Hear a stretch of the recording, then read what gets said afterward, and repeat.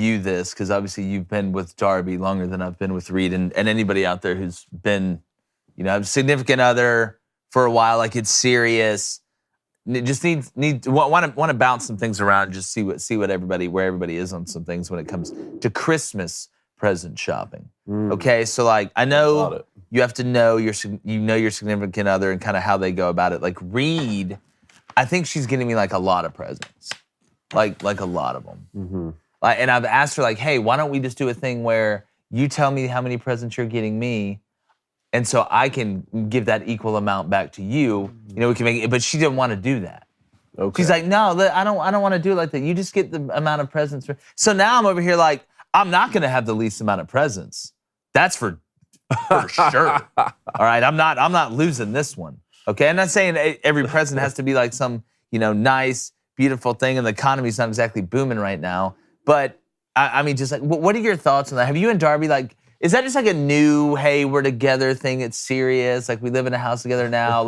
Who cares who has the most presents? Like, it's a dangerous game to do scary. The old tit for tat game on number of presents. I say, hey, go in and get one really, really nice gift that just blows her away. Okay. Quality over quantity, I think, is a good situation. Okay. Here. So like I've got a couple like some 3-hole, 4-hole hitter presents that I'm going up there expecting, hey, there's guys on base. Even if not, I need this ball over the fence or at least a stand-up double, and we'll do our little sign at second. But I'm just going back and forth on like I don't want her to get me like 6 presents and I get her like 4. Like I feel like I should go for a solid 7, like 2 or 3 nice, like really nice. The other 4, just stuff I know she likes, like that. What do you think?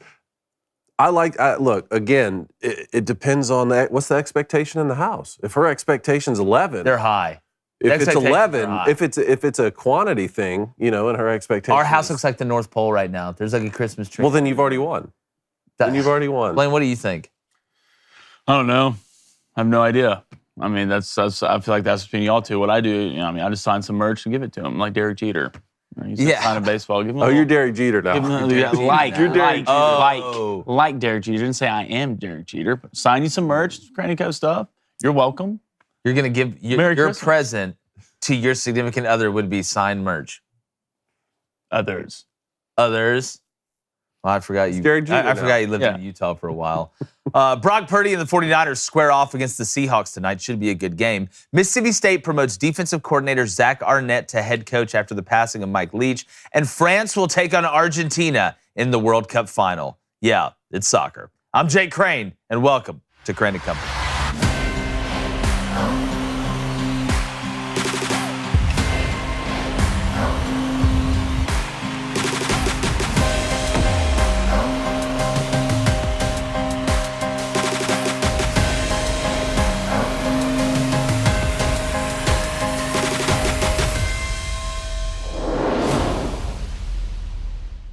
Have you ever heard a coach say, we're just too young to know we shouldn't be playing this well? It's a real thing, and we see it in many sports. And we may be seeing it in real time again with what Brock Purdy is doing with the San Francisco 49ers at quarterback right now.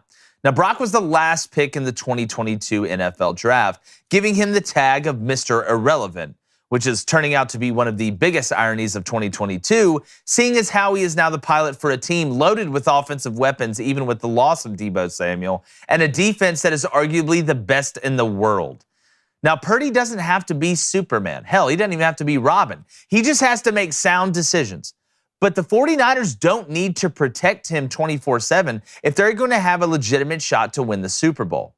Now, he's a peacock, and eventually you got to let him fly. Now, the most impressive thing so far about Purdy, in my opinion, isn't just the 70.5 rookie QBR number or the fact that the 49ers have scored over 30 points each time with him at quarterback. It's how he has managed himself in these different primetime situations. And now there are no more surprises for him. He had to come in cold off the bench when Jimmy G went down early versus the Dolphins, and he was able to guide the ship. He then had the whole next week to prepare, knowing that he would be the starter, which may be even harder than coming in cold off the bench. And he handled that very well as they boat raced Tampa Bay and Tom Brady by 28. Now, the jury is still out on Brock Purdy, but if he keeps up like this, he will go from irrelevant to revered very quickly. I'm going to bring in my co-host, former Michigan quarterback, Christmas connoisseur, an eater of candy corn. Ooh, gross. David Cohn. Then my brother. Sheesh. I don't know what that means. I don't know what that is for Ronaldo, dude. Come on. Sorry, I didn't realize that was Ronaldo's Ronaldo. thing? I was too busy being an adult. I'd pick a different thing. Yeah. What'd you pick? Something different. What is it? Say it. What is it? I'd probably like pour chalk on my hands and then like rub it together. Ooh, before the game. Throw it up. You in the would. air before You the would. Nobody's and then ever let it done rain that. down on me, and that'd be the second greatest You love basketball it. You player. love it. Nobody's You love it done when it that rains on you, before. David. But Blaine, well, he had to get through college. Blaine, former Western State, Colorado wide receiver. Guys, here's the thing.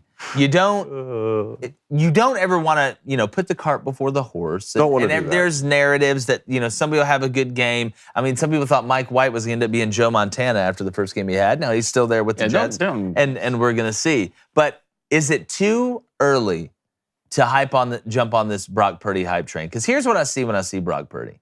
I see a guy that's got a little witch in him. Now, I remember him from Iowa State. Mm-hmm. He could do some pretty extraordinary things outside the pocket. Pretty good runner. You can see that. I don't think they give him enough credit. Somebody compared him to Jimmy G athletically. I'm like, no, Brock Purdy's running a lot better than Jimmy G is. But when we talk about the X factor and moxie and those things, those intangibles that you can't get in a 40 time or in a broad jump.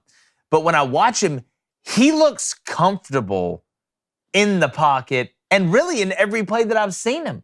I mean, the game doesn't look too fast for him because typically what you see is guys are out here overthinking, which leads to either I'm throwing the check down every time or I'm going to try and do crazy stuff. Brock Purdy is making the right decisions. Now, it helps, obviously, when you have Christian McCaffrey and Brandon Ayuk and Jawan Jennings, who's really coming on, and George Kittle and some of the weapons they have on the outside. But you need that for any NFL team. Ask Aaron Rodgers. You still got to go out there and make the throws. He's making sound decisions. The game doesn't look too fast for him. He seems to have a big grasp of the offense. And now you've come in off the bench during a game cold, and you've had a week to prepare as a starter and gone out there and handled both of those well. Can the 49ers win a Super Bowl with Brock Purdy? We're going Super Bowl. At first it was, can we jump on the hype train? Well, yes, I'm jumping on the Brock Purdy hype train. Okay. Will they win a Super Bowl with him? That's I'm not saying, can question. they? Not will they, but can they? We're not going to put the cart before the horse. I don't want to don't you ever put that asking cart David Cohn. before that horse, but I'm jumping on the Brock Purdy hype train right now. And I can tell, I think it tells us a lot that Kyle Shanahan the last few games has called the complete playbook for Brock Purdy. It's not a stripped-down situation. Now, if Brock Purdy were coming in for a Patrick Mahomes or coming in for someone like even Joe Burrow or Josh Allen, I think that would be a very different situation. But this team has already been built around knowing its strengths on the defensive side of the football and all of these elite weapons in the backfield at wide receiver, George Kittle at tight end, with Jimmy Garoppolo, whose goal was already to come in and help facilitate the football to all of these guys who can make plays, right? That's the quarterback you're already filling in for. Why can't Brock Purdy do that? Why can't Brock Purdy do that? 4-year starter at Iowa State, never threw double-digit interceptions when he was there. I know this is a completely different level, but 4-year starter in college is impressive. And think about this. You're talking about can he win a Super Bowl? Again, they're in the NFC, so who would he be matching up against in the playoffs when it's really time to figure it out? Maybe a Cowboys team with Dak Prescott, also very, very good on the defensive side of the football, with weapons on the outside, with a very good quarterback in Dak Prescott, but who hasn't won in the playoffs. Or an Eagles team, the exact same situation. Very good on defense, weapons everywhere. Jalen Hurts, a great NFL quarterback who's not proven in the postseason. Again, if this were the AFC, we're back to win a Super Bowl, you'd have to beat Josh Allen and then Patrick Mahomes and Joe Burrow and all of these guys. Maybe not, but in the NFC, I'm looking at these couple teams right now. Hey, they all have some quarterbacks who are unproven. They all have great defenses. Let's take your shot. Well, the Niners have proven they can get to a conference championship game without doing really anything offensively. I mean, that is Jimmy true. Garoppolo didn't throw a touchdown pass, I believe, in the playoffs last year going into the conference championship game.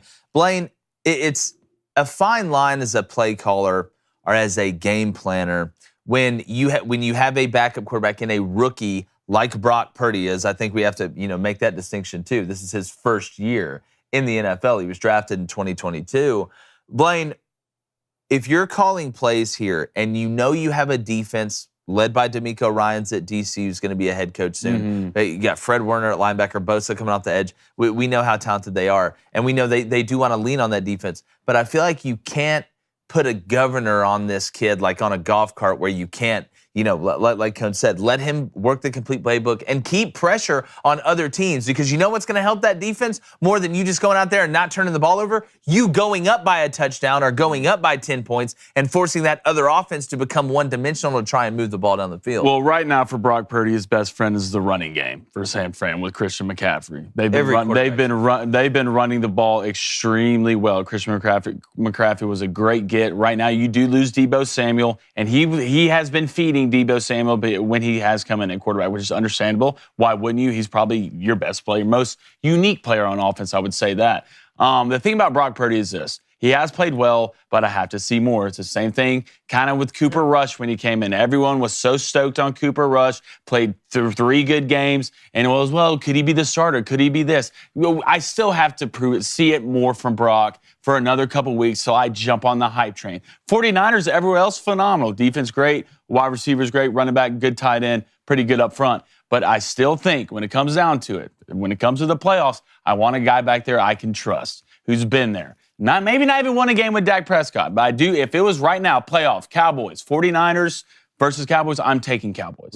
Yeah, and look, I agree with you, in most of these. I will say I do think maybe one slight difference between what we saw with Cooper Rush and what we're seeing with Brock Purdy is Cooper Rush did it against bottom-of-the-barrel teams in the NFL. That was one of the worries, when Dak was coming back. They had that big game. I want to say it was the Eagles, maybe, right? The game before Dak came back, something like that. But Brock did it against the Dolphins.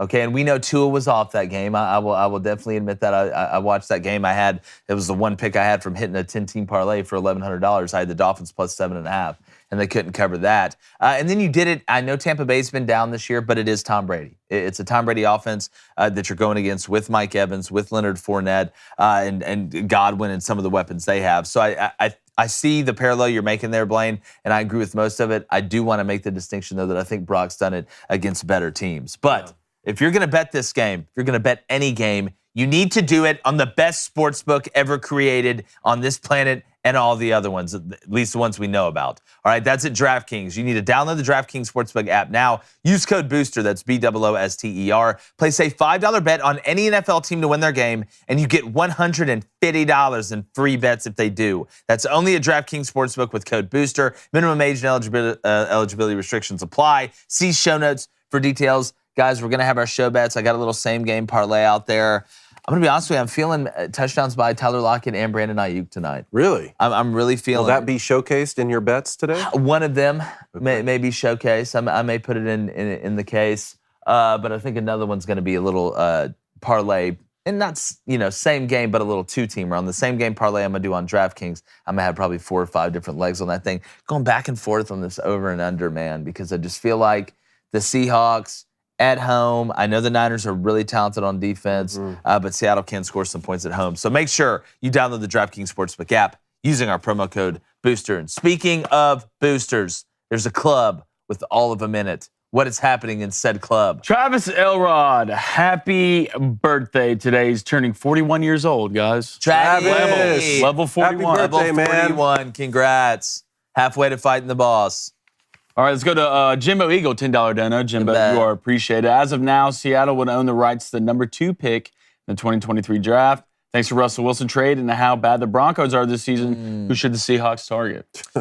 Well, I mean, Jed, I think you got to feel good about Geno Smith at quarterback, right? You think so? I think you, again, Bryce Young's a nice player. We're going to talk about the NFL draft and things like that, but I don't know if there's a guy at the top of this class that if you're the Seahawks, you're like, all right, let's go ahead and get Geno Smith out of here. Well, I think Geno is, I think the city's kind of fallen in love with him a little bit, and I think he can do some things. I think he's a nice fit for what Pete Carroll and them want to do.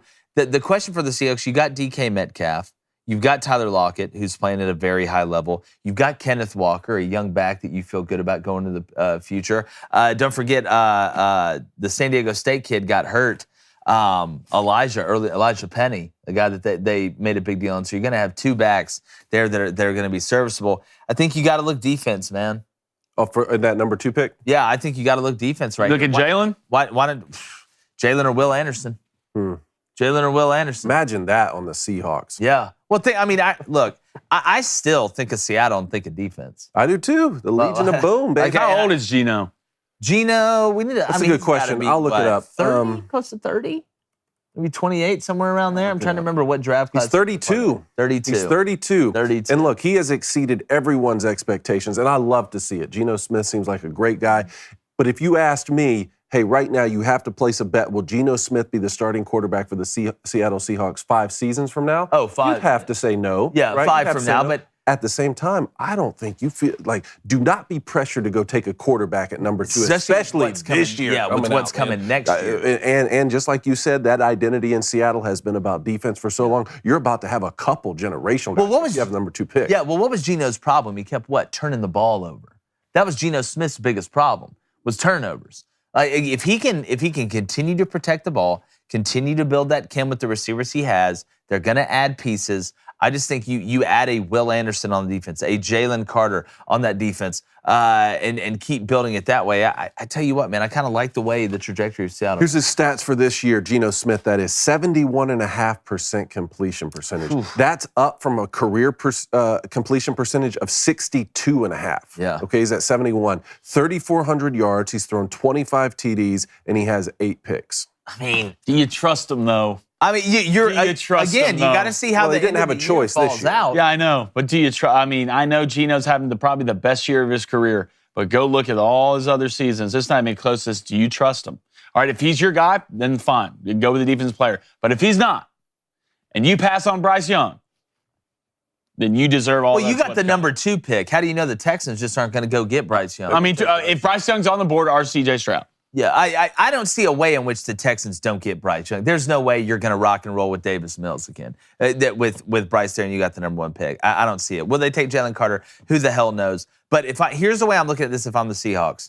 Okay, Geno Smith kind of resurrected his career this year. Do we trust him fully? I think you need a more sample size of him playing well, but he does have a ton of experience, and you're not having to spend $300 million on him. That's another big part of this. Geno is very happy to be a starting quarterback in the NFL and is going to be very loyal to the Seahawks because they gave him a chance and he is thriving. And guess what? If it doesn't work out, you don't have to eat $200 million on a contract or try and move him in an impossible situation. You won the Russell Wilson trade by a ton. You got Noah Fant at tight end. You got some of these pieces. I think it's worth saying, you know what? Drake May doesn't come out for 2 years. Caleb Williams doesn't come out for 2 years. Let's see how Geno finishes. Yep. Let's give him a shot next year, and let's see if he can do it again next year. Because if he does it, they finish well this year and have hope like they have. And he plays well next year, and they do some things with that number 2 pick. Maybe that edge rusher Will Anderson, maybe that interior guy who you could probably put in the edge and rush in Jalen Carter. They're gonna be sitting in the catbird seat when it comes to being able to make that big move to bring that big maybe free agent DB over, or to maybe bring that big time wide receiver over to bring him into the mix. Because you're not worried about running back right now. The thing about it, if Geno plays well, you're not getting Drake May or Caleb. That's an important point. Well, again though, are you not hoping though that you're in a position in the draft 2 years from now where you're not having to take a quarterback with the number 1 or number 2 or number 3 overall pick? Like, again, I think that should be the backup plan. Oh, next year's a disaster. Well, then we're going to get that pick most likely anyway. So even if he plays mediocre, you're not getting either of them. And Seattle has consistently been good enough that they're never going to be drafting in the top 5, really. This is what's interesting about this situation. Another team is playing so poorly that you've been giving a gift inside the top 3.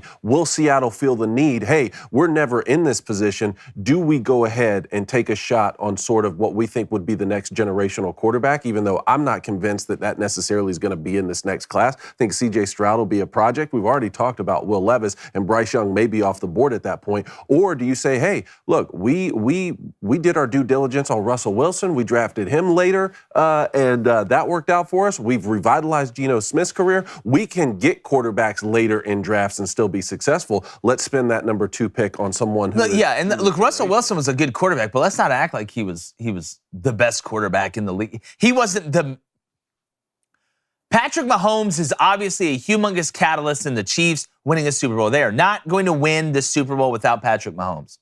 Russell Wilson is obviously at the quarterback position a huge part of the Super Bowls that Seattle played in and won. But let's not act like Russell Wilson was the whole team. I mean, that run game with Marshawn Lynch and that defense, they were a run the ball, play good defense and special teams team. That's kind of like, who does that sound like? I don't know. Maybe the Patriots when they were winning Super Bowls. There were some similarities there. Now, Tom would go dumb every now and then. Russell would too. But I just don't think Seattle's looking at it like we have to have this Patrick Mahomes type quarterback to be able to win the way that Pete Carroll wants to build that way to win. If you turn out to get a kid and he does end up being that, great. That's icing on the cake. But I think Geno Smith can actually be what Pete Carroll wants, and they can build the moat around the castle. It's one thing to have the castle, but it's another thing to have the moat and the drawbridge and the guards surrounding the castle. That's what he's trying to build. That's what's going to be intriguing to me. All right, Christina Hopkins, $2 donation. Thank you, Christina. She said, Tim Lester is out at Western Michigan. Who replaces him? Jim Leonard. Long shot, but what a coup for the AD. Yeah, it's an interesting system or situation over there. And again, why not? You bring up the best point. Why not Jim Leonard? Well, that would be a perfect, in my opinion, fit. They were going to hire him as the head coach of Wisconsin now. Let's not forget that. And without diving too much into the situation with the Tim Lester deal over there, Jim Leonard, I think, would be a great hire. Ryan Walters getting the Purdue job kind of surprised me a little bit that was the first job he got Power 5 in the Big Ten like that. But I'm really happy for him. I think it'd be a perfect fit for Jim. And we've seen Western Michigan. I mean, PJ Fleck went through there and was able to get that place going. I think Jim Leonard would be one. I think Pete Golding would be one to look at. I think it's about time for Pete. Okay. Obviously, Bill O'Brien's not going to take the Western Michigan head coaching job, but some of these younger DCs, that if I'm Western Michigan, that's where I'm looking. I'm looking in this youth movement, something cool in the MAC. It seems like every coach I see in the MAC, outside of Sean Lewis and Kent State, is the same guy. It's like, it's all Tim Alvin, 47 years old, just stone cold guy, cuts the grass, does his things. I think a nice little youth movement maybe in the MAC could benefit them. That's something to keep an eye on. But Jim Leonard, yes, sign me up. All right, Matty Ice, 1994. Might be Matt Ryan, who knows? Not sure if we talked about this all week, but did you guys see the report that since week 5, Joey B, King Burr, has been calling the offense for the Bengals? Really? Not shocked. Not shocked. Are you going to fire Joe Burrow in the Super Bowl if he calls an angle route?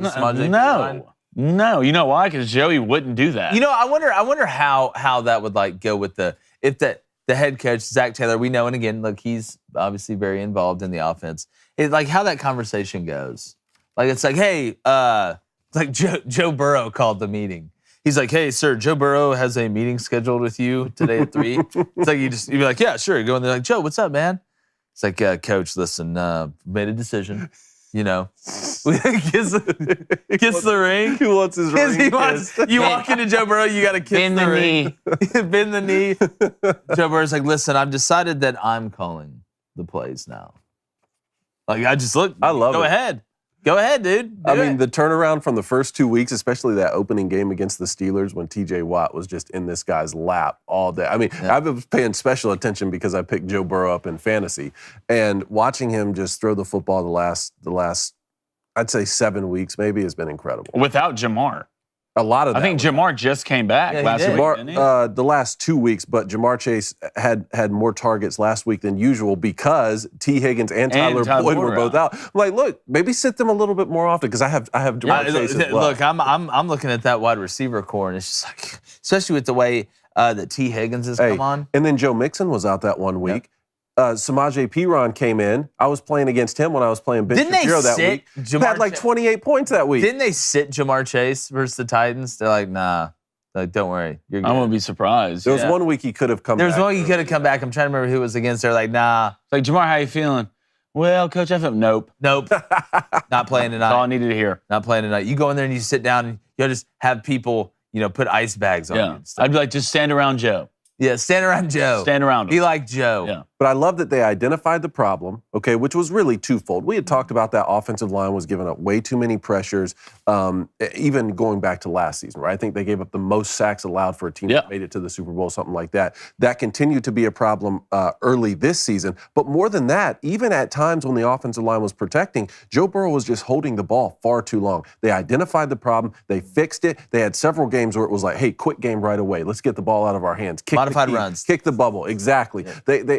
I think 3 times in a row they got Jamar Chase the ball behind the line of scrimmage one game to open the game or something. Yeah. Not that he got a lot of yards on those plays, but they identified the problem and they've corrected it.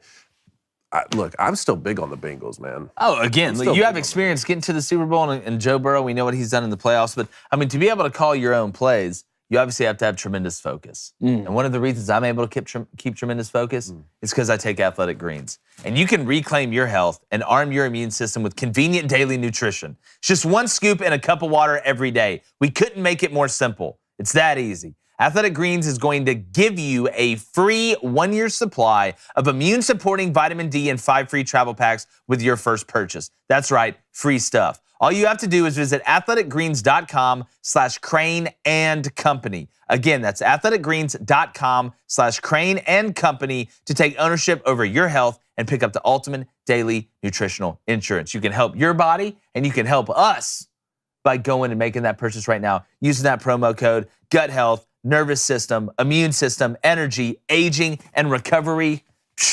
It's a brand new bag of greatness, David. 1-year supply on a purchase?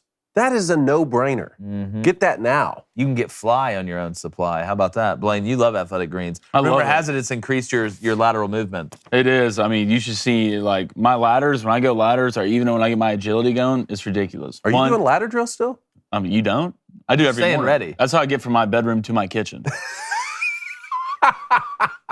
You got the ladder right there. Blaine's working. He's like, good, right there. good. There. Eyes down, ear to pocket. Okay, that is great. That's awesome, and I'm slacking. Yeah, if you do that and take Athletic Greens, you're probably going to play in the NFL or whatever sport you want. I want to get to rapid fire, but real quick, let's go back to the Booster Club. We have to. All right, let's go to Coffee Guy 95. He loves his this coffee, and he's obviously a dude. All right. If Baker Mayfield plays well the rest of the season, the Rams sign him when he becomes a free agent. Go ahead and say no, Jake. No. Yep, there it is. No, Matt Stafford still got a couple of years. Matt Stafford came up to him after he like Blaine, come here, sit down real quick. Like Matt Stafford came up to after he threw that to Baker Mayfield after that great touchdown. Matt Stafford said, "Hey, great job. You're never gonna get that." Thanks, Matt. Like you said, like you think he just came with a whisper like great job. Like no. But he couldn't be he could be the guy in waiting. Well, the question is he a backup quarterback? Yeah. Or does Baker Mayfield now just backup quarterback? Will he accept that role, or can he still start in the NFL? You were saying even after he led that game-winning drive, you said he's still an NFL starter. In which case, you wouldn't stay there to be the backup. Right? No, look, I don't think Baker has the personality. But if we already seen it. If they're willing to pay you Jimmy G backup money, then we'll take a seat. Let's take a step back. We'll talk about it. You saw that last drive, Sean. Did you see Coach McVay on the sidelines? I haven't seen that man happy all year. The only time I've seen that happy is when he's throwing out Campbell's chunky soup. Broship. He was pretty happy in the state championship. Here's my thing about Baker. I don't think Baker has the personality to be able to be a backup. What did I say? And please, what did I say before the season? In 4 to 5 years, where's Baker Mayfield going to be? You said he'd be the high school head coach. He's going to be an offensive coordinator in college football. Oh, that's what he's going to be. He's not going to be in the league. I said, it looked to me like I was crazy. My question is, that 98-yard game-winning drive, is that going to be his finest performance in the NFL, or does he have something left? Like swan song type of thing? No, I think he's going to be the starter for a bad team. I mean, that's what I think he's going to be. How much time does the Stafford got left? Let's be honest. Neck, Stafford's got 3. Shoulder, elbow. Stafford's got 3. Knees and toes. And he's won one. Toes. After you've already gotten the Super Bowl ring, you're a little bit more willing. Like, the thing with me is, like, if I'm getting up there, Aaron Donald might say it's done. I might just go out with Aaron. You're like, wait, Aaron's done? Yeah. My shoulder. Oh, no, Baker. Oh, please. Dude, does it give some credence to Baker Mayfield? Just like one day. Like, he's there like a day. doesn't know really any of the plays, and he's able to go in there. I swear sometimes I'm like, you know what? And maybe that's what the Bengals figured out. They're like, it's like in what Major League Baseball managers figured out. Just let them call it. Just let them call it. Just let him call it. Let him. He doesn't know that's fine. Just tell him. Y'all tell every player what to do on offense. Any of them knew what was what's going to change. What he goes in there, he's like, all right, guys, I don't know the playbook, but here's the play. All right, X, laser. That's a route where you're going to run 12 yards and turn around very quickly. Slot receiver, you're going to run a swing. All right, swing bubble combo, left tackle. You're going to block. That's how long y'all's plays are. You didn't even have to know the playbook when the plays are that long. Yeah, he's basically getting the huddle. He's like, all right, guys, huddle up. He's got what if they gave Baker Mayfield the binder like they have for kids? Yeah. Or like they do in scouting and on the scout team and coaching. If you've ever played and done the scout team, you have the binder where everybody huddles up. They gave Baker Mayfield a binder out there. He's like, all right, guys, play 4. Here's what it is. Hey, we got one right here for you. Okay, read we it. want to tell everyone what Read to do. it. Speed break Denny, right sting weak, free Abe, Y branch X leopard, or blue 4 Y space X logo. I mean, you're telling let's go. I love everybody this what logo. to do. Like, it's the most, how y'all don't get a delay of game every single play blows my mind. All right, one more, Blaine. All right, we're coming back to it. Jimbo Eagle says, who do you have in the Daywire Fantasy Football Championship? He's got Cone versus Jake. Ooh, Jake. I wouldn't put a lot of money on that. Jimbo. I'm trying to sneak in. I have to listen. What has to happen? Walsh has to beat Ben. I have to beat Morning Wire, and Blaine has to beat Knowles. And I have to beat Clavin, right? No. Okay. You and Clavin already Knowles has 8 wins. Okay. Me and you are in. Yeah, y'all 2 are in. Gotcha. And what about Clavin? Clavin is in. Gotcha. How much? So you're trying to take Ben's spot. I'm trying to take Ben's spot. Yeah, I think Clavin has like 20 more points than Knowles. And Knowles and Clavin have more points than Shapiro. But Jake has more. All 3 of us have more points. That's what I'm than saying. Yeah. So at those 3, if those 3 things happen and a train leaves Delaware at 12:35. No, if those three things happen, then I will be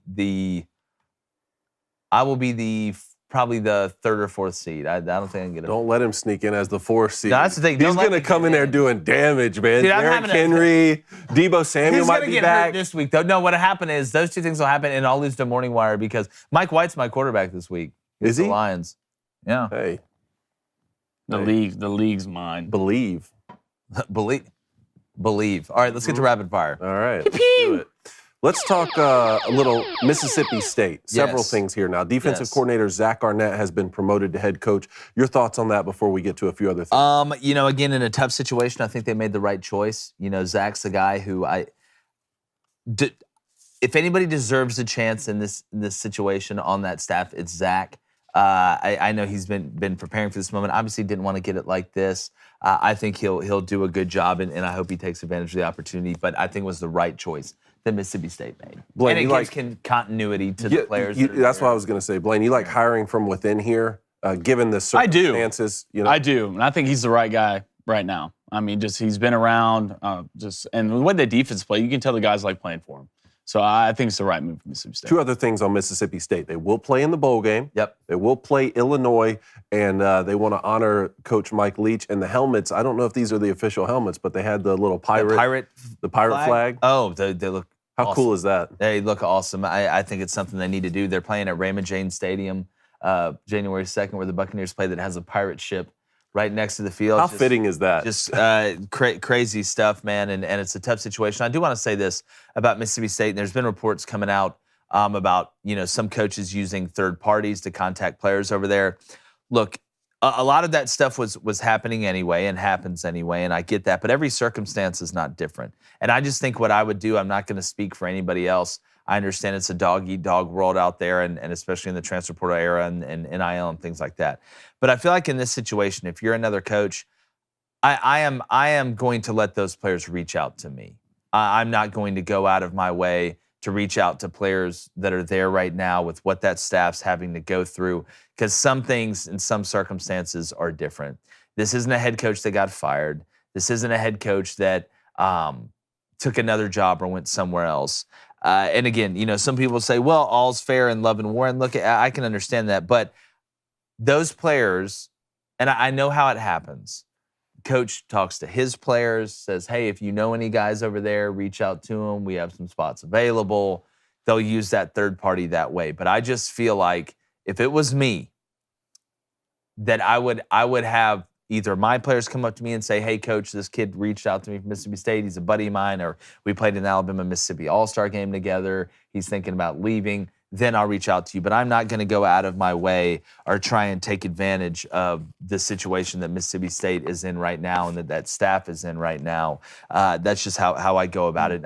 Some people are using the term, disgusting or, what a terrible person. I want those. You can believe what you want. Is it a good thing? No. Is it a great look? No.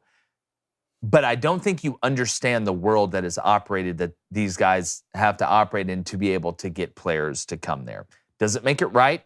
Doesn't mean that I would do it. But I think disgusting and painting somebody as an evil person because of that may be a bridge too far when you look at the whole situation. This is college football, right? You expect people to come in here and do the right thing? This is the mob. College football is basically mob-like things go down. There's no feelings in the recruiting or transfer portal game. There's not. You have a job to do. Is it the right thing to do? No. Does it look bad? Yes. But do you need to get the best players to win games to keep your job? Yeah. Am I surprised by this? No. College football's been dirty, one of the dirtiest things since I can remember for years. How so? Paying players, hiding, covering up things. Well, what do you mean? Urban Meyer had murderers on his team. Yeah, but you're saying that, are there other industries where those sorts of things don't happen too? Like, you're talking about some rules get broken. I don't know if college football would be the prime example. But the way it happens, behind closed doors, secrets, telling this person to tell that person to tell this, dropping off bags of cash, cars. It's whatever you want. People want to win games. That's what it's about. Yeah, but I agree with you. I've been in it. I understand. Doesn't make it right works. Though. But I also look at the things of like the Mississippi State players that are there wanting to play in the bowl game. Like I think about good things like that. And again, I'm not going to sit here on some moral high horse and say that these people are the devil for doing this. I don't believe that. But I'm saying if it was me in this particular situation, I am going to let those players reach out to me. Or if one of my players come up and says, hey, coach, this kid who's all SEC or this freshman who's a 4-star, with the situation there, he's thinking about leaving, he is interested in coming on a visit here, then I would entertain it, get the background on and work it. That's what I'm saying. Not that I wouldn't take a player from Mississippi State, not that I wouldn't look into who's on the roster that may be thinking about leaving, but when it comes down to that communication, that letting that person know that I'm interested in their services and they wouldn't be wasting my time. In this particular instance, with what happened with Mike Leach in that place, I would let that player reach out to me or by proxy reach out to me. That's just how I agree. I think you're right. And I guarantee what happened in this situation is the line of communication you're talking about has already been started. Probably never stops. No. I mean, to Blaine's point, like, you have your line of communication to these kids all throughout the season. And then, unfortunately, we have the tough news of Coach Mike Leach passing, in which case you can't just it's like Game of Thrones with the little birdies, with the whispers. You can't just stop these forms of communication when a kid, wants to transfer. But I would hope that that form of communication didn't pick up all of a sudden from coaches around the country or around the SEC, trying to take advantage of a situation where a head coach, where there's a little instability in a program because of a legendary coach's death. Yeah, no, I agree with that. I think that's all we have on Mississippi State. I'm glad you brought that up. Let's move on to the Buckeyes. Travion Henderson, running back there, is going to miss the college football playoff. Just like we saw Jackson Smith and Jigba's not going to be playing in the college football playoff. Again, both of these guys have been hurt for most of the season, so it's not that surprising. My question for you guys is, if this were a regular season game, this wouldn't be announced probably until the day of, right? You keep that information private. Why even let this information out so early before you play in a bowl game? I thought about this last night a little bit on the way to work. You're looking at this. Travion Henderson is a guy we know that has NFL aspirations. I think he's letting everybody know involved in that organization and in college football that he's not playing. But from a Ryan Day, me coaching standpoint, I don't want this out. I don't want you to know this. You already want all hands on deck versus a team like He's a Georgia. Sophomore. No, I know, I know. But I think he's letting everybody out there know that, hey, I'm not soft, or I'm not, trying to get back and then decide that I'm not playing. He's having surgery. So like that, it's going to come out. But if I'm Ryan Day, am I thrilled that it came out right now? Do I think that we could have kind of kept it under wraps?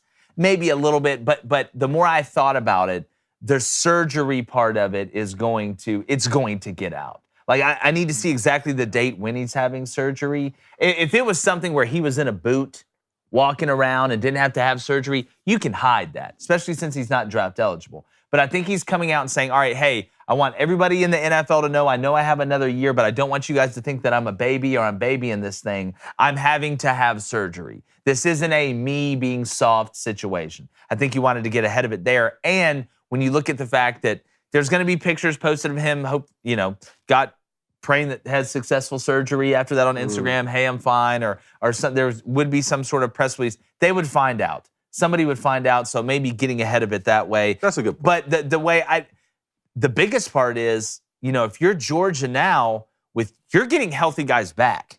Like you're getting guys back that are A.D. Mitchell, things like that. You're Ohio State. You're losing guys. Jackson Smith and Jigba, Travion Henderson now. So again, everybody's talked about this Georgia and Ohio State matchup. Oh, Georgia got a bad draw. Georgia got a bad draw. The more I start really diving in this game, the more I think Georgia's probably going to kick their ass worse than what people think.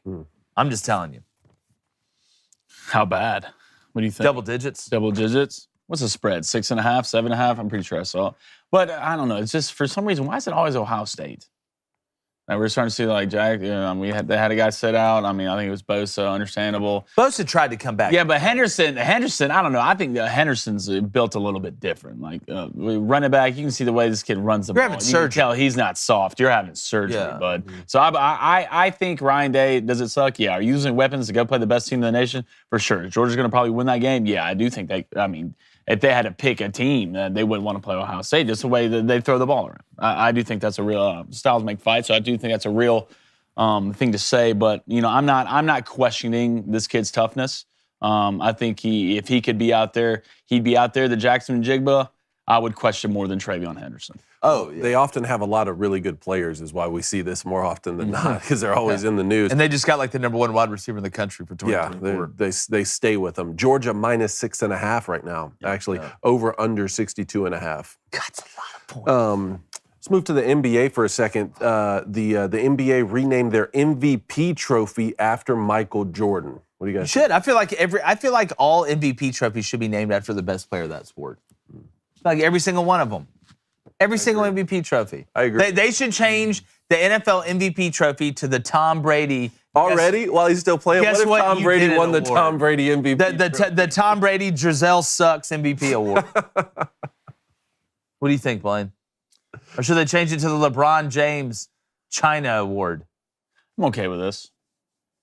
Aren't they naming like all the trophies now? They're going down to the name. I don't know. How did we get here? Why now? Who decided just name all the trophies? Does Brian Scalabrine get a trophy now? The White Mamba? Yeah. He should. If not, we'll make our own. We'll make our own. I don't mind this. He is the second best player ever to play basketball, but I don't mind it. The Jerry West Trophy awarded to the most clutch player of the year.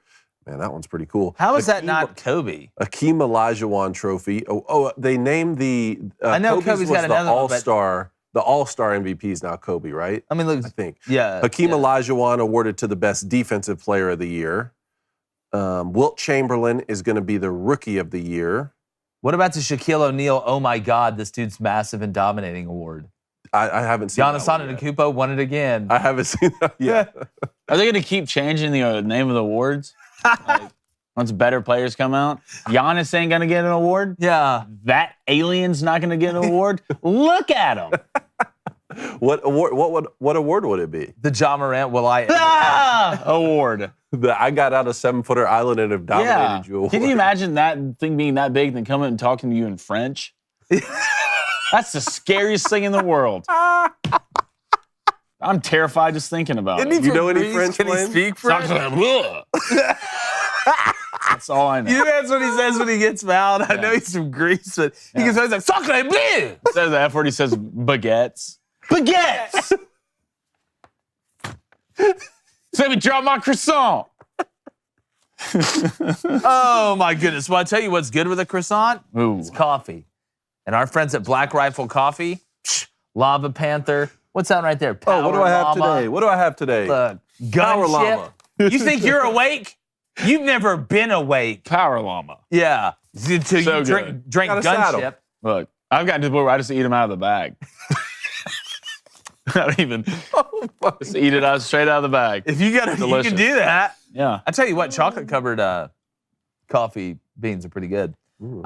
And very they wake you up. So you need to go to blackriflecoffee.com and use our promo code Booster for 10% off coffee, coffee gear, apparel, or when you sign up for a new coffee club subscription, if you're cool enough, of course. That's blackriflecoffee.com with promo code Booster for 10% off. Black Rifle Coffee, supporting veterans and America's coffee. Use that code Booster, and you can be as awake as David, Michigan, protecting the city and Nashville with this cake. Can somebody on social media, I don't want to give you, I gave you what Cone looks like when he welcomes you to 7-Footer Island in that American suit with the American top hat and cane.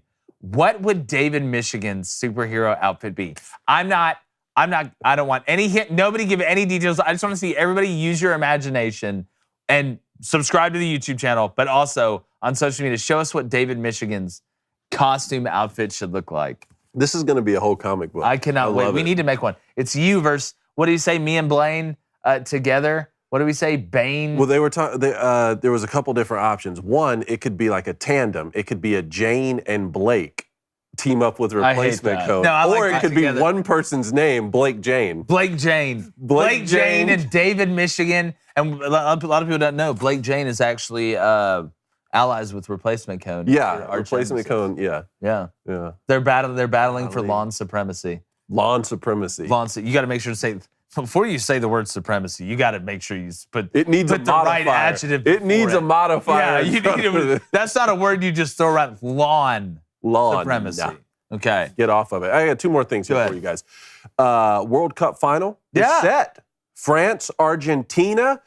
Look, I'm not going to sit up here and pretend to know all of the insides and outs of soccer on the global scale, but I do know that Lionel Messi and Cristiano Ronaldo are two of the greatest soccer players of our generation. We've been talking about which one is the best for a long, long time. Neither has a World Cup win. If Lionel Messi and Argentina win the World Cup, does that automatically make him the greatest soccer player of our generation, or is he already better than Ronaldo? You know, I sat on a bench and looked at a body of water thinking about this, you know, when we brought it up yesterday, and just thought really deeply about everything from, you know, the creation of Earth and things like that. And it came to the conclusion that, yes, David, yes, I judge you on championships. That's it. You want to be the greatest ever? Judge you on championships. Why do I think Michael Jordan's the greatest ever? Because he was, and people say, oh, well, that means that anybody who's won a ring is the greatest ever. That's not what I'm saying. You have to be a dominant player while dominating in championships. And when you look at the biggest championship soccer has to offer, okay? It's not the MLS, not a Little League World Series we got playing over here. It's the World Cup.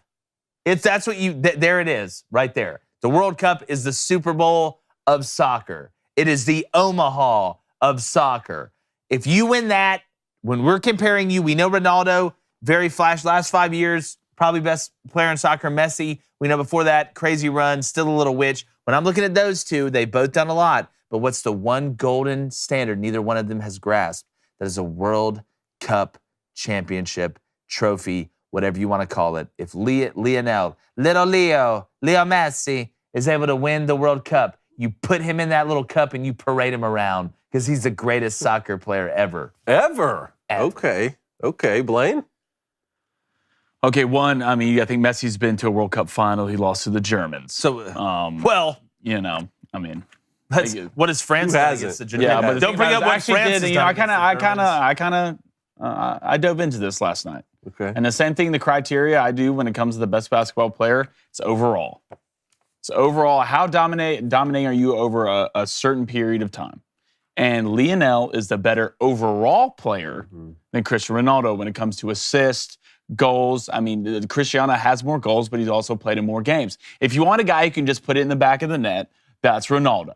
That's your guy. Yes, that's what I want in soccer. If you want a guy who can, one, put it in the back of the net, also is an elite passer and will make your team better, that's Lionel Messi. It's on the average every 63rd minute of every game, Lionel either, got an assist or got a goal. And I think with Ronaldo, it's in the 80s. So right now, if it's me, the best overall player, that's the same thing when I do with the LeBron and Michael debate. The best overall player of basketball, the best overall player of soccer is Lionel Messi. That's the consensus I get from my friends. Yeah. Ronaldo is a better scorer. Messi is a better overall player. A World Cup trophy would only add to that. I don't know if he's the greatest player of all time. A lot of people talk about Pele and a lot of other names, but of our generation for sure. But hey, they're playing France. Mbappe, I'm hearing that Mbappe may be better than both of them by the end. Mbappe's a problem. No, he's a problem, but look, who's ever trust the French to win anything? They won the last one, though. They could go back-to-back here.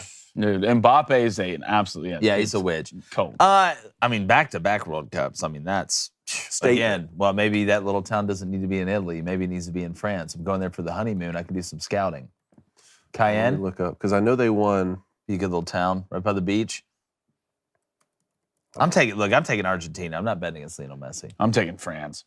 You're taking France? Yeah. I'm trying to think. They won penalty kicks. Argentina. PKs? PKs. How about that? Love PK that. for the World Cup. Oh, God. Does it get any bigger? Can't wait not to watch. Yeah, they won in 98 and they won in 2018. Yeah.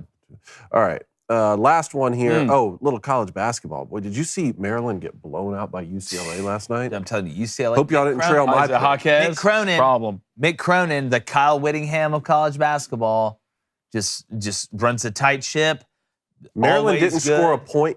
Maryland didn't score a point for the first 5 minutes of the game. They went to the under 16 timeout. Maryland had 0 points. They got the kid from Major Payne at point guard. It's just a good situation at UCLA right now. A couple things here. One, yeah. I'm not betting against a white kid with a head. You talking about Tiger Campbell? Yeah, you talking about little Bob Marley? Yeah. Huh? He shot the sheriff. I'm not betting against but he did not shoot the deputy. I'm not betting against a white kid with a headband who doesn't look like he showered in 8 days. I'm taking him. Yeah. That's Hawkeyes for UCLA. And two, we talked about this earlier. One of my NBA bets, if neither team scores 100, it should be a loss on both teams. If you're in the NBA and you don't score 100 points, you both lose. Doesn't that just promote not playing defense? It's the NBA, Dave. That's my point. No one cares about defense. That's my point. That's the problem. Right. That's the problem. Defense is just your way to playing defense in the NBA is turning into just waiting around until we get the ball back. Yeah, you win the Defensive Player of the Year, you got 4 steals the whole year. You're the best, 4 of them. 1,000 games. 4 times? 1,000 games. Oh, man. Sweater. All right, what do we got? We coming to the Booster Club? Come on down. All right, there's some soccer questions in here, guys. I know y'all are super stoked about it. I'm super stoked about it as well. Okay. What is a better league? Bundesliga or the Premier League? Premier League. Give me the Premier League. Answer, Dave. Give me the Premier League. Chelsea, Man U, come on. I know. But are they better than La Liga? Got Bayern Munich. Are they better than La Liga? See, I got a little soccer bag there too. Played a lot of FIFA, lost a lot of games. Yeah, they're all better than MLS. I know that. They are. We're over here just playing. We got our training wheels on. Is Ronaldo going to play in the MLS? I don't know. I think Messi might. Messi might? Or are they just going to drop the bag? They're like just going to get the David old, Beckham? as these guys get older, just going to bring them over to try and get people excited. Just trot them out there. Let them score a goal like they let that girl at Laguna Beach. It's like Operation Paperclip, but with soccer players. Yeah. I was going to text. They got a little cleaner background. Yeah, I was going to text it said. Ronaldo says Ronaldo is the most dangerous player with the ball. Messi's a better scorer. To me, that makes Messi a better player. He plays better with the other players on his team. I don't think Messi's a better scorer. I think Ronaldo, if anything, is a better scorer. That's why he has a lot more goals. But I do think Messi's a better passer and an elite scorer. You'd rather have Messi on your team than Ronaldo if you're trying to win. Yeah. My opinion. All right, let's go to the notorious GAV. Says France has a better team. Messi's just one player. Don't forget about Griezmann. Yeah. Again, don't forget about him. There's going to be somebody. There's going to be somebody in this game that we're not talking about that has a header laid off a corner, or does something, or gets a penalty, something at the end that we're not talking about. Everybody obviously is going to be talking about Mbappe. They're going to be talking about Messi. We're going to be talking about the stars in this game, but it's always somebody just on the periphery that's like from some little town where they got just stones instead of steps and stuff like that. Yeah, and there's just a bakery every three doors down. Everybody just baking bread and eating cheese and meats, kicking soccer balls. That's my good charcuterie board. Let's go to Jimbo Eagle, $5 donation. Jimbo. Jimbo said, who's the bigger hemorrhoid to the Lakers season?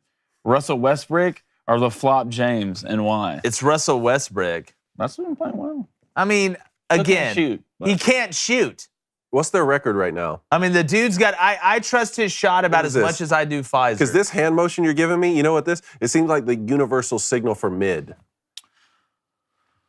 It's not great. We need to come up with a universal signal for mid. I think that was it. What was it? Show it to me again. Yeah, it's just...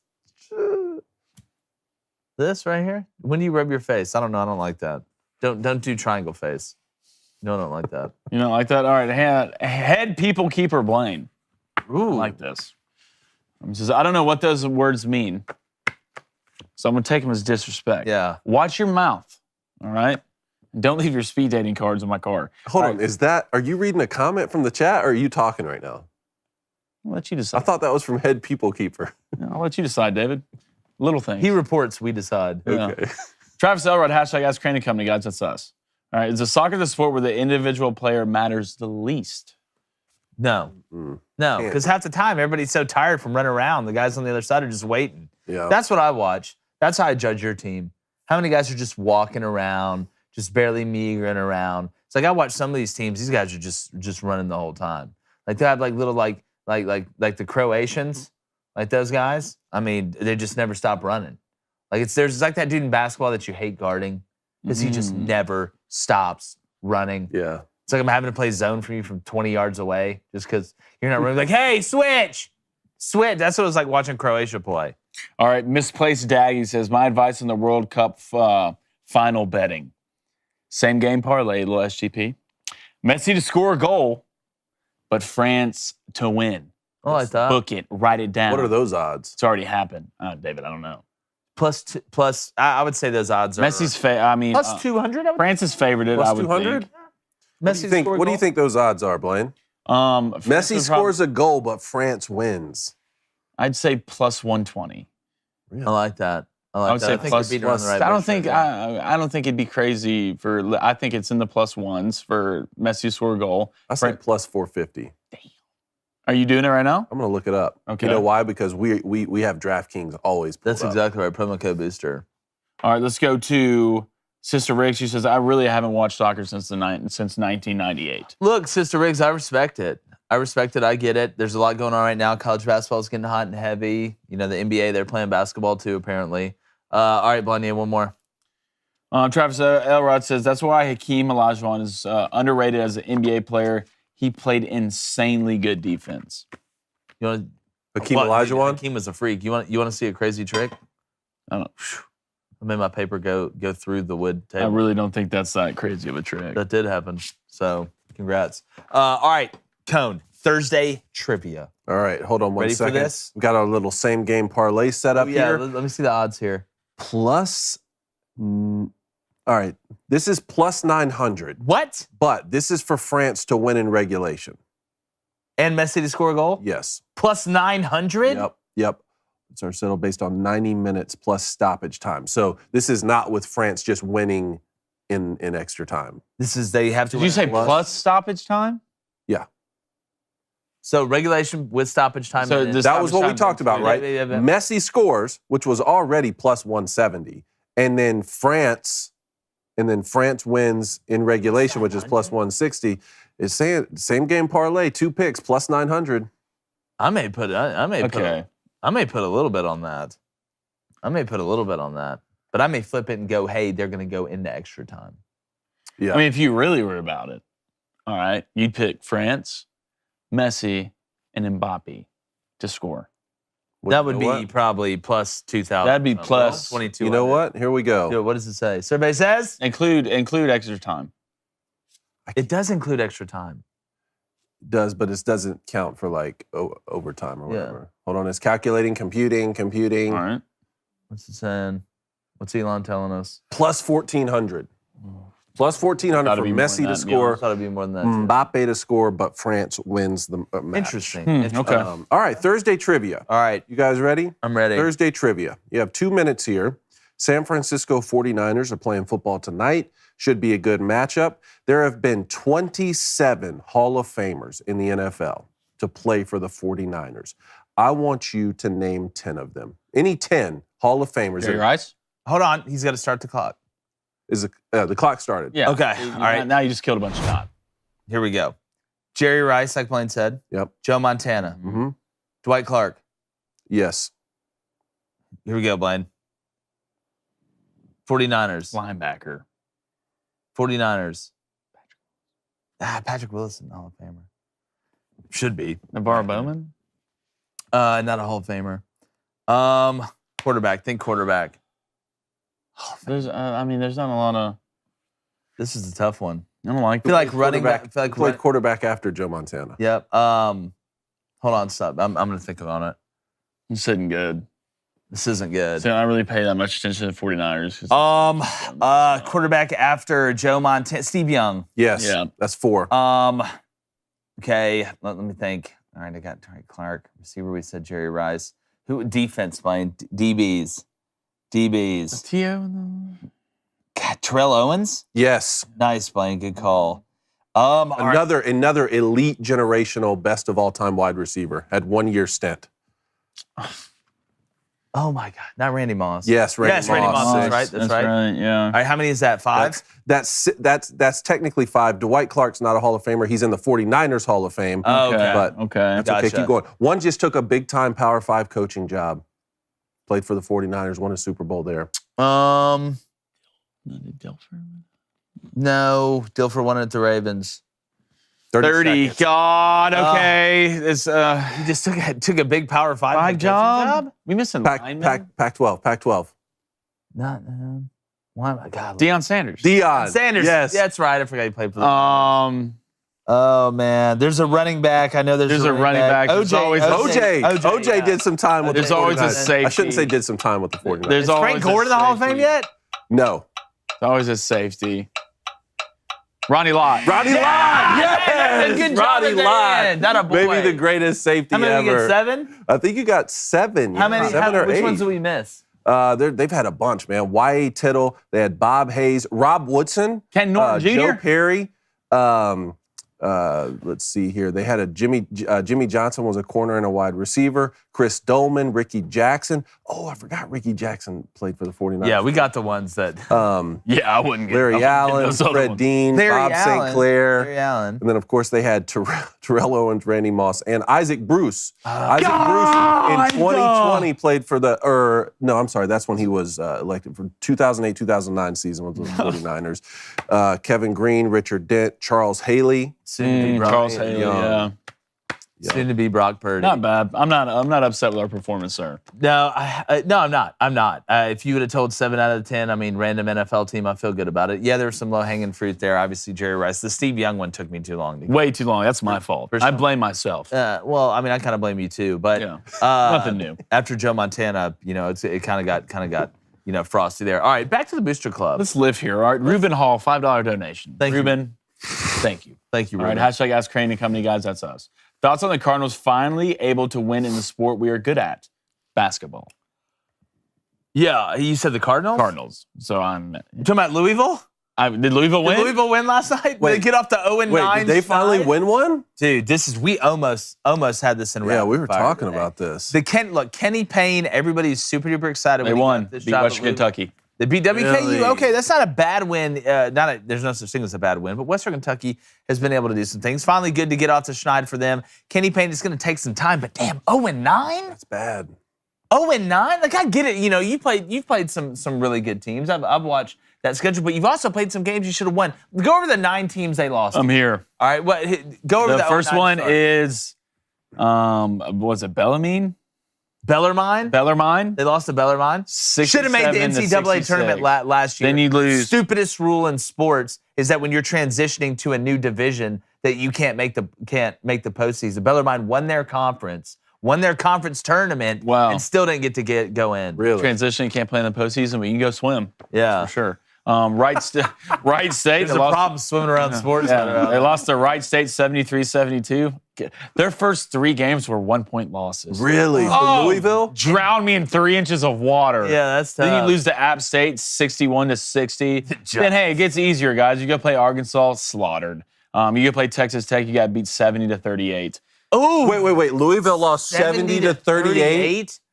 It's rough. Then you go play Cincinnati, lose by 20. Maryland beats you by 20. Miami beats you 80-53. Then FSU's terrible, beats you 75-53. But then you go beat Why do you keep scoring only 53? 94-83. All right, there's a win. Hey, you got to get that Kenny first Mayne, one. Congrats, man. Got to get that first one one. under your belt. Louisville, I mean, that's a traditionally good basketball school, too. All right, we got a $5 donation here from Tate Godwin. What's up, Tater? France will be taking the W. Keep it up, guys. We'll see. Appreciate it, Tate. J Chain asked Blaine, was Kevin Green in Auburn when your dad was there? Yeah. Yes. Yeah, he was there, I believe. I'm probably 90% sure he was Pops was there in 86 and 87. I believe Kevin Green was there. All right, let's go to Travis Elrod, hashtag #Kranico. Is soccer? No, I already read that. What's his birthday? I know, that's what I'm saying. Garrett Frank, when the World Cup is played in Arlington, will Jerry World be the nicest arena/stadium the teams have ever played in? Yes. Look, it's built over here. It's the nicest. I saw, man, there's this show on Netflix. It's called Human Playground.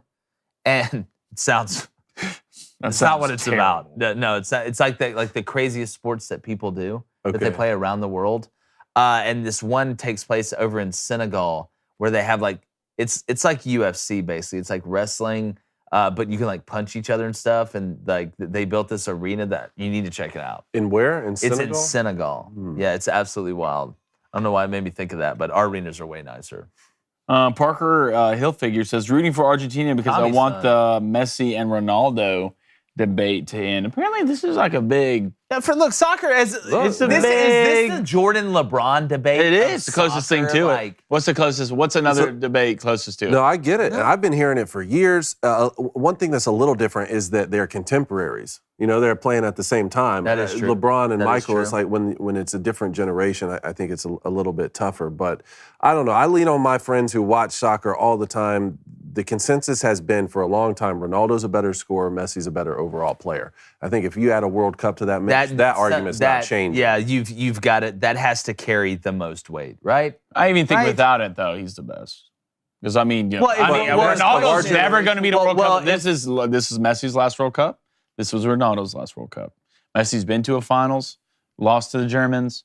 I don't know if Portugal's ever been to a finals of World Cup with Ronaldo. Not that I can remember. And he's about to go. He's about to go to another one. Messi is. So I mean, I don't know how you don't give it to Messi. Yeah. For our generation, right? Yeah. Because even all time, I think some people are like, Messi's not even the greatest Argentina soccer player. I think Maradona is. Maradona. A lot of people. See, say. here's I think that's tough to compare because I know soccer's been around for a long time. There's been a lot of great players, but the athletes are just better nowadays. And that's the same Pele argument. I know, they're just bigger, faster, and stronger. They have better I've heard this means of training and methods of training. It just is what it is.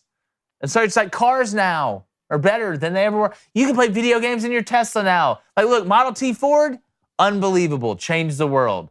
But do I want it over the 4Runner I got sitting outside? Hell no. I don't want to have to start it with the tears of a gypsy and prayers. Until you can't get any of those smart chips from China and your car won't start, and then you're trying to get the Model T Ford back. Then I'm just going to walk. That's what I'm going to do. You're going to do the ladder drills to I'm the going to go kitchen? back thousands of years.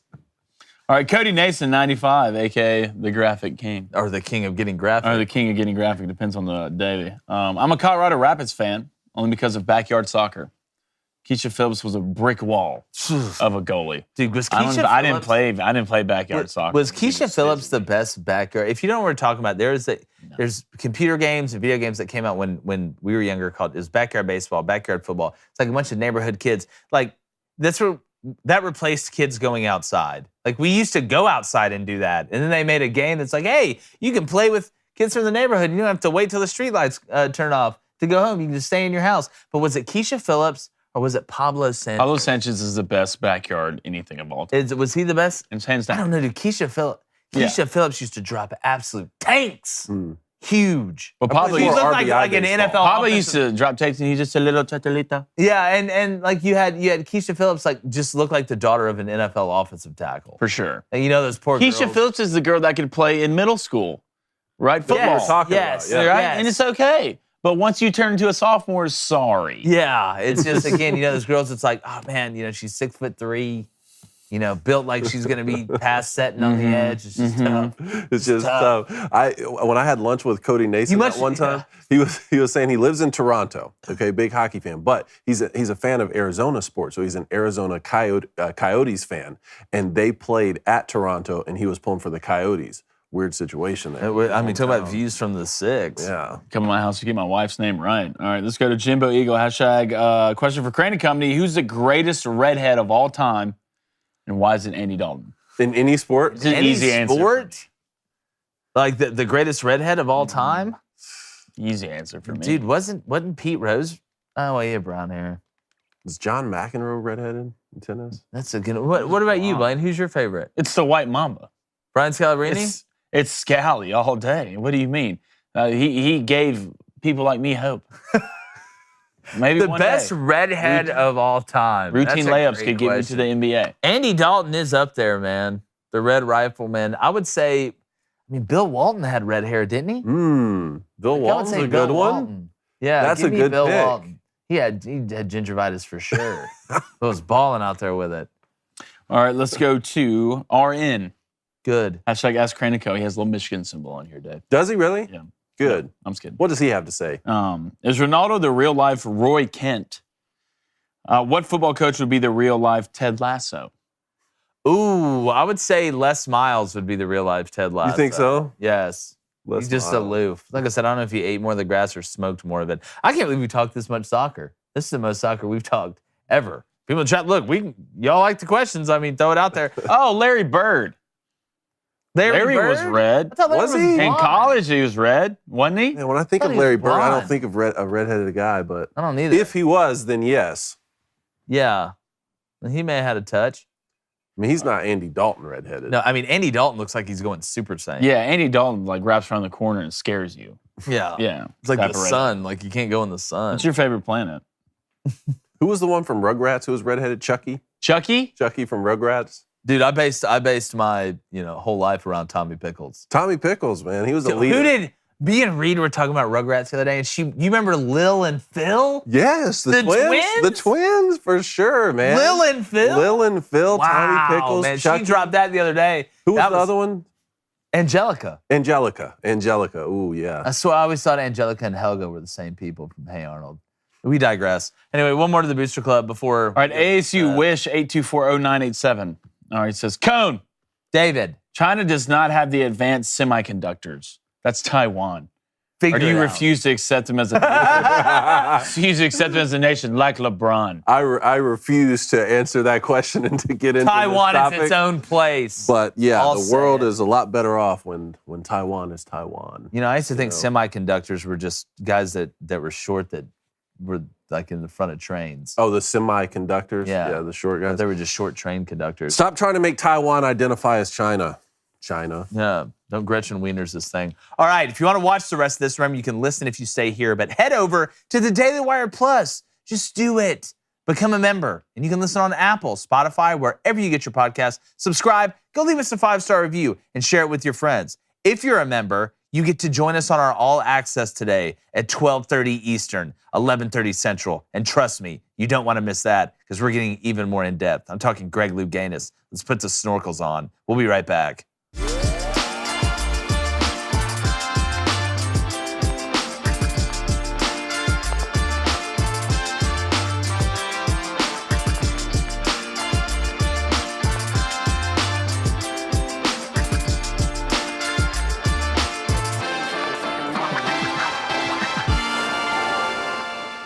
I told you don't interrupt me during my personal reflection period, but anyway, you decided to. So we're back. Guys, I'm going to head over to the board a little bit early today because I really want to embrace the Booster Club for the last, 10, 12 minutes. Okay. Bad boy.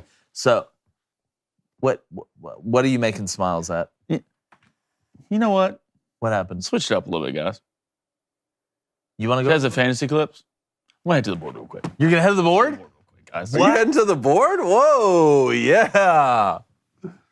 All All right, I hate it. I'm going to go to back. All right, yeah, no, You don't like it? No, I don't like it. What don't you like about it I over just don't there? like it. It didn't feel right. My right leg's asleep. I didn't like That's what I say every day. Your right leg falls? I My right leg was yeah, asleep. I want to show these fantasy clips real quick. Yeah, let's do it. All right, let's go. Here we go. Here's some fantasy clips. Let's go. As we get ready to go into the last week. I need some help.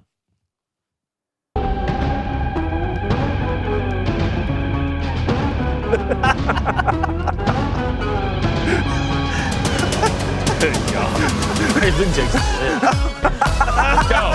Let's go. Oh, God. Let's go. That may be my new profile pic. The winged helmet, baby. Yes, there it is. A bunch of sweet babies. Look, you see? Yeah, I got You Morning got Wire. Morning Wire. You're Yeah, I good, know. Jake. You're in, dude. Morning Wire put up the most points in the league last week, though. You know what that means. Justin Jefferson. Great. Yeah, I need a lot 60 to happen. Don't even talk about me anymore. Move on. Who plays next? It's all about luck. Next. Skill. Here we go. Man, Clavin's David beaten and twice Gandalf. this season already. I need to avenge those You losses. versus one-man punch. Yep, figure it out. Then Blaine. Sheesh! Let's go, Knowles. Look, Jake, you need me to win. I'm going to keep this stizzy with you, dog. How many times do I have to say Yeah, it? look, but hey, apparently, there's some talk around the Eagles organization. Goddard coming back this week. Picked him up, dropped him when they put him on IR. He's going to be back in the next 2 weeks. My tight end was Tyler Higbee, a.k.a. Nobody. It's basically disappeared. All right, here's our next matchup. All right, come on, Matt. Matt, look, man. Come on. Dude, I'll give you the belt. I'll find a way to get you the belt if you can do this one. Ben, I need you to just take a week off. A lot of stuff going on, man. A lot of stuff going on around the world. We need You've got Walsh a to lot lose, cover. though, to go to the WNBA. No, he's already going to finish the worst in the regular season. Did you hear them talking about it on Backstage last night? No, they did talked not. about it, and someone wrote in and said to Ben and Jeremy, "What are you going to do to make sure that Matt Walsh fulfills his bet obligation and doesn't back out on it to go to the WNBA game?" And Ben said, "Well, we do pay his checks, so you know, that's pretty good leverage." Matt, you're going. Yeah. Matt, the question is, what are you wearing? That's the biggest question. Yeah. Brittany's back.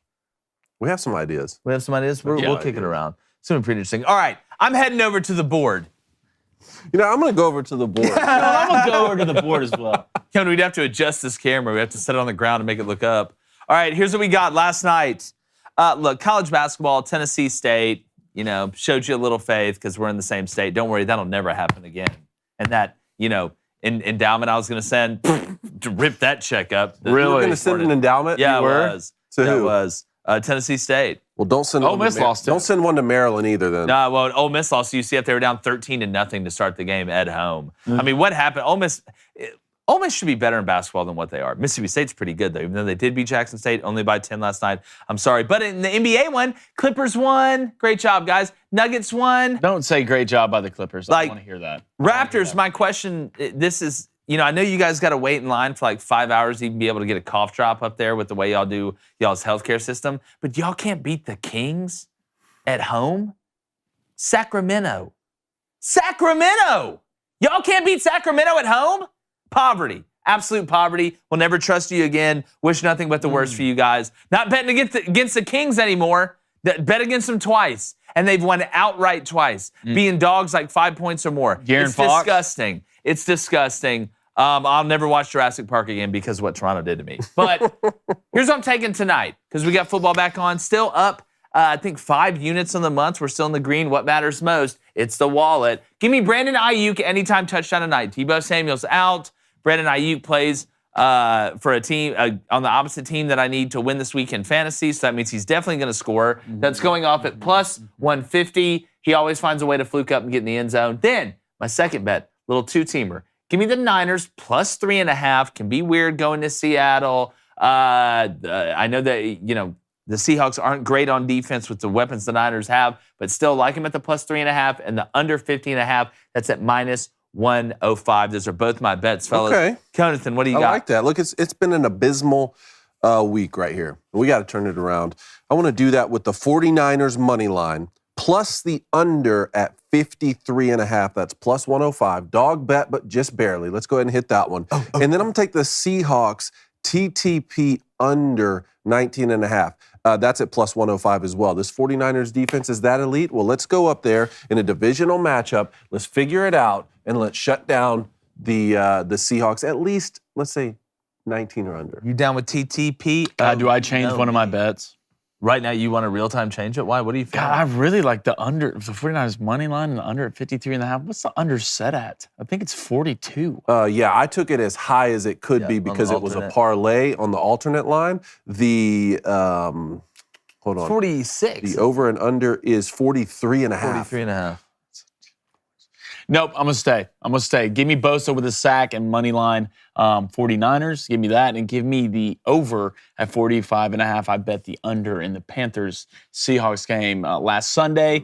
And it was just, once you get up by more than one possession with 5 minutes left to go in the fourth, no one cares on defense anymore. It doesn't matter. No one cares. They're going to let you score. So play back. Yeah, give me the over 45.5.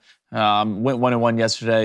If you're an NBA team and can't score 100 points, you should at least be fined as an organization. All right, Baby Cone's going 49ers money line at -160. He's going to take the first half under 19.5. That's at +105. All right. Do your thing, Blaine. Yeah, we missed a couple guys here. All right, when it comes to redheads. Evan McCarville says Sean White. Flying Tomato. It's a good one. It's a good one. Sean White. Mark McGuire. Oh, my Mark McGuire is a good one. Yes. I still don't know about Larry Bird. I don't know if he's redheaded. No, I think Bill Walton's redheaded. Mark McGuire is a good one. All right, let's go to Tate Gone with a $5 donation. Appreciate it, Tater Tot. Matching my boys' donation. I can't believe we're talking this much basketball. Nice job with the shows, fella. I appreciate it. Thank you, sir. I love talking basketball, guys. I'm slowly getting into that college football basketball feel. I'm ready for bowl games, though. Yeah, we got that. Can't wait. Tomorrow. Cannot wait. Oh, by the way. Tell them about the bowl pick'em. Good call. The bowl pick'em. We are having a bowl pick'em. You explain it, David. Okay, so we're going to do a bowl pick'em. Our boy Cody Nason is helping out with this. Also, we're going to get B. Cercio to help out with this. We're going to send out essentially a Google Docs form. Like we do for bets. Just like we do with the bets, okay? Yes. We're going to send that out today, and everybody can just go down the slate and pick the winners of each of these bowl games. You're going to get 1 point for bowl game winners. You're going to get 2 points for the winners of the college football playoff games, and then 3 points for the national championship. We're going to tally it all up, and the winner gets to make a victory speech, right? Yes, on the show, you're going to send it in. We're going to play your victory speech, and we're going to send you something. Something needed, blah, blah, blah. So we're going to send it out today. Yep, we're going to send that out today. Pretty excited about it. What else we got, Blaine? The Flaming Dragon says Blaine is murdering y'all this month. No, we're not. All right, we're not. Oh, it's over. We're 0-0. No. It's over. He's we left 14 bets out. Run away with it. 14 bets. We went 1-5 I would say on a Sunday statistically, you can't an lose. NFL game. All right? Statistically, 1-5. So unacceptable. Today's the 14th. No, Saturday, but we're doing 6 bets on Saturday and 6 bets on Sunday. Today's the 15th. Regardless. Today's the 15th? Mm-hmm. Man, must have that old calendar. So that would mean the 15th. So we got what? It's Thursday. So there's still plenty of bets out there. No, it's over. But Blaine's Blaine's definitely away with it. I agree with Jake. There's plenty of bets out there, but Blaine's definitely 6 bets on a Saturday and Sunday. You got 0-12. Next thing you know, you're in second. Right? 1-5 on a Sunday. Dave, you went 0-6. Just like that, it could flip. Did we ever come up with, what do we call the name of that? We know that you have the Golden Saturday or the Golden Sunday. What did we call the Ofer? If you go Ofer. Didn't we call it Sunday of death. The sun, like the... Damn.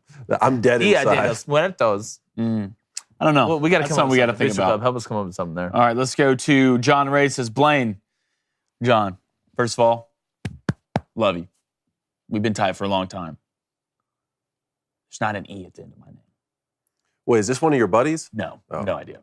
It's not an E for everybody in here. All right. What's the comment? It's not an E on it. I think they do. The comment is there's not an E on the end of my name. But thank you, John. He says, your French accent is absolutely dead on. It is. It is pretty Sounds good. like you're from the motherland. Yes. Tell him in French there's no E on the end of your name. That's exactly how they talk. I mean, That's it. Cody Nason, 95, says, watch out for Kyle Kennedy. He's coming off the World Cup pool win. Yeah. Ooh, Kyle won the World Cup Kennedy. Shout out, Kyle. And here's how you really know, because I told him congratulations on Twitter, and he responded, what are you talking about? We're 0-0. I'm telling you, the 0-0 mentality. Like, everybody has like, oh, it's a 1-0 mentality. We got to go 1-0 this week. Well, we're 0-0. Mm-hmm. Down 2 even. You're trying to go 1-0. Guess what? I'm trying to go 0-0. Mm-hmm. That's what type of man are you? Right now, gun to your head, who you taking? Jalen Carter or Will Anderson? Will Anderson. Will Anderson. Why? Because I think he just can do more. He can drop in coverage. He can rush off the edge. He's good against the run. Did y'all see them come out and talk about Jalen Carter apparently having character issues? Mm-mm. Like, well, this ain't a book. I need you to God, what's his name? I can't remember his name. Todd McShay. What did he say? He came out and said that he's hearing that if you're going to take Jalen Carter in the top 5, that he has a lot of character issues. Well, I heard Todd McShay's got a lot of I haven't heard really anything on that from Georgia, and I feel like Is this from the same guy who has Will Levis going in the top 5? look, Todd McShay and Mel Kiper try really hard, and that's all I'm gonna say. I like Todd better than Mel though, but kids, nobody's perfect. We know that.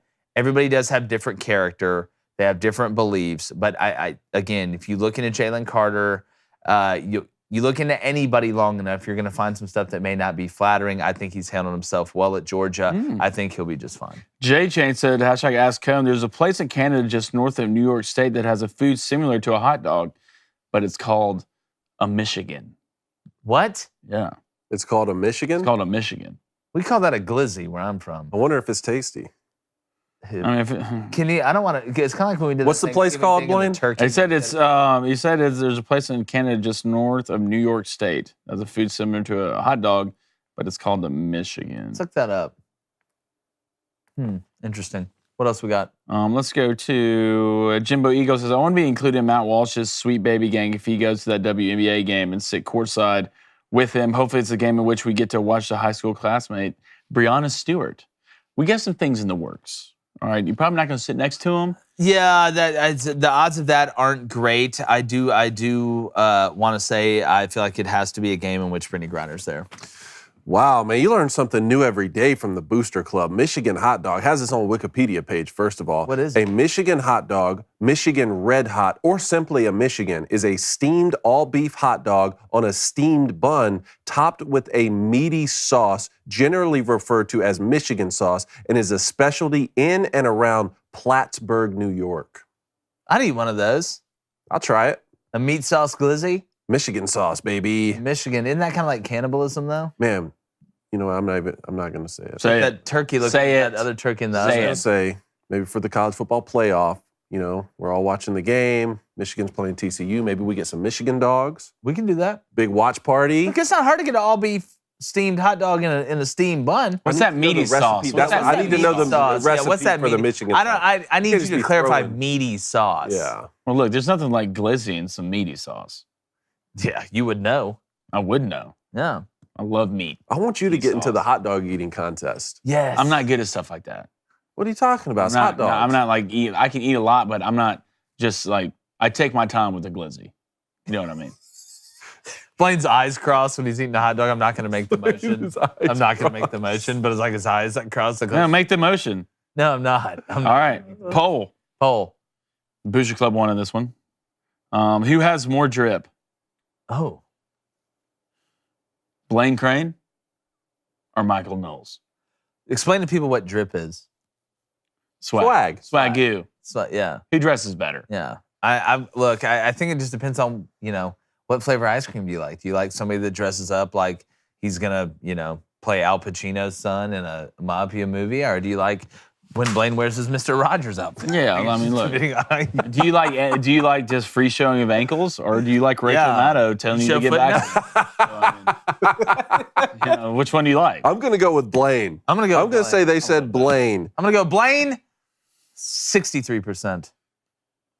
David? Blaine, 62%, but Blaine. Yeah. Listen to this. I believe in you. Who has more drip? Blaine Crane, 50%. Michael Knowles, 50%. Wow, that's how the nothing's Daily ever Wire 50, does it, 50. man. Wow. Let's go to Tyler Jarvis, $5 donation. Will Levis puts mayo in his coffee. That's a character issue. I don't know if y'all saw he put a video on Twitter of him throwing it 60 yards flat-footed. And everybody was right freaking to his out. safety. And the only thing I tweeted was pick. Yeah. This Will Levis, every time like I said, I scratch my eyes and open them again. Every time I see Will Levis, I see Mitch Trubisky. I remember when Jamarcus Russell got down on one knee and threw the football 85 yards. Oh. That dude. Right now, if you're who you taking, Will Levis or AR? AR. I'm taking AR right now. Because AR can play another position if he has to. In the NFL? Yes. You can put him at tight end. Linebacker? Put him at tight end. Yeah. I don't know, man. Look, Will Levis, I still feel like has all the tools necessary to take a leap at the next stage. But they were talking about top 5 pick. That's a whole different thing. Does anybody realize how inaccurate this man is? Who? Todd? Will Levis. And Todd. Bro, he threw for like 200 yards, like 3 games this season. When you watch Will Levis, he has a lot of arm strength, and sometimes he'll make a throw, you go, wow. Well, but most time he'll make a throw, you go, wow. Everybody's like, Josh Allen this, Josh Allen that. Oh, my God. Go look at Josh Allen. Josh Allen's a monster. Go watch Josh Allen in college, and then watch Will Levis. Josh Allen is a monster. Look at how big he is. Like, come on. That's why I think AR-15 has a, go ahead. How would you compare Will Levis to someone like, say a Brock Purdy, right? Like if he could get, our perception of this is everyone talking about him being a top 5 pick. If he were picked in later rounds and could get in on a team that has a good defense and a lot of wide receivers and good weapons around him, could he be successful then? No, I don't think he's going to be a successful NFL quarterback. I don't, especially not an early round draft pick that you're putting. I think this has got a lot of Mitch Trubisky in it. I think this is something where I'm not saying that Will Levis isn't going to come in and work hard and do stuff like that. I just don't think he's an accurate passer. I don't think he's an accurate passer, and I'll continue to say it. All right, Rachel Darwin wants to know, what's Jake's punishment if he doesn't make the playoffs? No, we didn't. We're not doing that. I already got. We got like that's the only punishment we have left. The punishment is I'm not making the playoffs. I need to get shot in the back with the paintball gun. I still need this to happen. I don't want this hanging over me. We found the arms dealer. I've started to understand. We found him. Victor Bell? Nah, he's gone. He's gone. Good luck. I've started to understand it's a psychological thing with you now. You want this hanging over me week after week instead of just going ahead and hitting me with the paintballs. So that's extra mean. And yours is I got to eat cranberry sauce. Cranberry sauce. Yes. I get to throw cranberry sauce at Jake's face. No, you don't. He's always trying to add on something extra. I know, it's that evil in him. But make sure you guys go check out the merch, Daily Wire Originals, Real Daily Wire. Make sure you subscribe to us on YouTube, all social media platforms as well. Got a big show for you tomorrow. Very excited about it. Make sure you catch us each weekday morning, 7:30 to 9 Eastern. That's 6:30 to 8 Central. And in Kazakhstan, I have no idea what time it is. We appreciate you guys, and like the chances of Will Levis ending up as an all-pro quarterback, we're going, gone.